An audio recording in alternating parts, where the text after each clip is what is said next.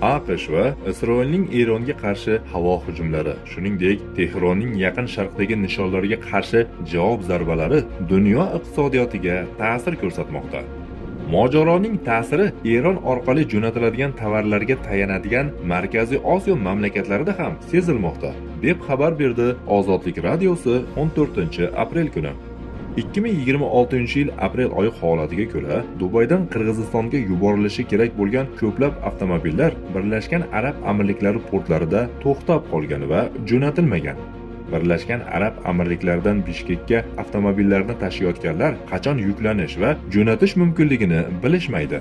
Ilgari avtomobillar Fors ko'rfazi orqali Eron portlariga, so'ngra quruqlik orqali Bishkekka tashilgan. Erondagi urush ta'minot zanjirini buzdi. Fors ko'rfazi hududida yuk tashish to'xtatilganligi sababli yuklar tobora quruqlik orqali yo'naltirilmoqda. Bu esa yetkazib berish vaqtlarini uzaytirmoqda va yo'l xarajatlarini oshirmoqda. Eron portlarida yuk xavfsizligi bilan bog'liq xavotirlar tufayli tashish sekinlashgan va narxlar 125-180% ga, bir avtomobil uchun $1300-$3000 dan $3500-$6000 ga oshgan. Bu ham ichki savdo, ham reeksport foydasiga tahdid solmoqda.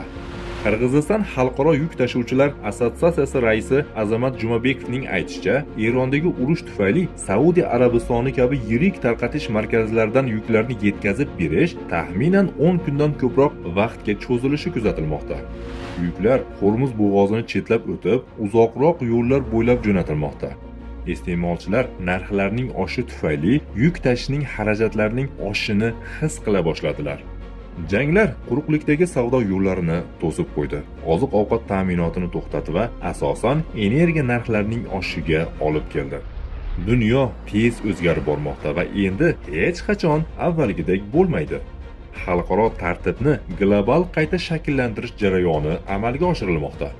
Bugungi shafqatsiz dunyoda Tramp tomonidan ilgari surilgan kuchlilar huquqi hali ham hukmronlik qilmoqda. Muqobil sivilizatsiya loyihasi mafkuraviy davlatda mujassam bo'lgan islom, payg'ambarlik minhoji asosidagi roshid xalifalikdir. Faqat xalifalik zamonaviy dunyo duch kelayotgan inqirozga samarali yechimlarni taklif qila oladi va yer yuzidagi barcha odamlar uchun maqbul bo'lgan madaniy va huquqiy qo'llanmaga aylanishi mumkin.